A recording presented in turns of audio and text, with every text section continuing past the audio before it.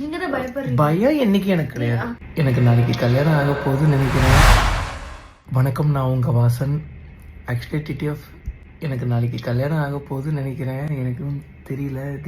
Actually ராஜஸ்தானில் right பண்ணிட்டு இருந்தேன்.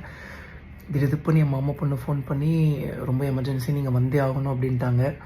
அதுக்கப்புறம் நானும் கரெக்டாக பாருங்கள், நானும் கார் எடுத்துகிட்டே வந்துட்டேன்.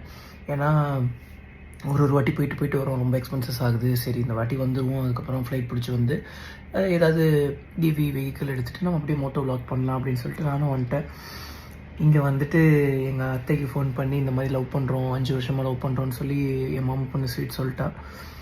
இதுக்கப்புறம் வீட்டுக்கு போக மாட்டேன் அப்படின்னு சொல்லி என் கூட கிளம்பி வந்துட்டாங்க. ஸோ அதனால் எனக்கு தெரிஞ்சு நாளைக்கு நாங்கள் கல்யாணம் பண்ணிவிடுவோன்னு சொல்லி நினைக்கிறேன். நான் இருந்துட்டு என்ன சொன்னேன்னா, இன்னொரு 3 மாதம் டைம் கொடு ஸ்வீட்டு, நம்ம படம் ரிலீஸ் ஆகிடும். படம் ரிலீஸ் ஆனதுக்கப்புறம் கெத்தாக வந்து பொண்ணு கேட்கலாம், இன்னும் கொஞ்சம் நல்லாயிருக்கும்ல அப்படின்னு சொல்லி சொன்னேன். எங்கள் அத்தைக்கிட்ட கூட அதான் பேசிகிட்டு இருந்தேன். அத்தைக்கிட்ட பேசிட்டேன். இன்னும் மாமா கிட்டே பேசல. மாமாக்கு இந்த விஷயம் தெரியுமா தெரியாதான்னு கூட தெரில. இப்போ நாங்கள் வெளியே வந்ததெல்லாம் தெரியும், பட் நாளைக்கு கல்யாணம் பண்ண போகிறதெல்லாம் தெரியுமா தெரியாதான்னு சொல்லி அவங்க யோசிச்சு வச்சுருப்பாங்கன்னு நினைக்கிறேன்.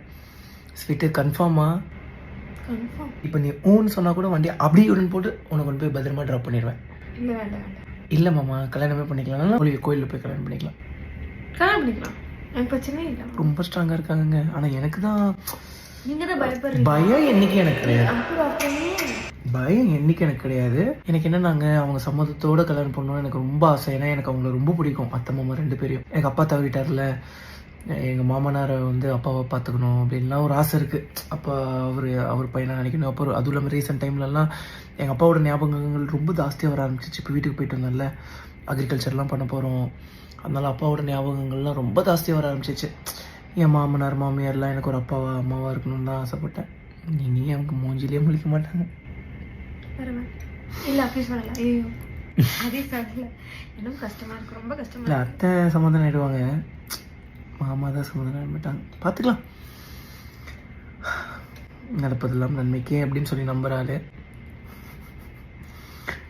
ஓகே, வீட்டுக்கு போக மாட்டேங்கிறாங்க, அழுகுறாங்க. என்னங்க பண்ண முடியும்?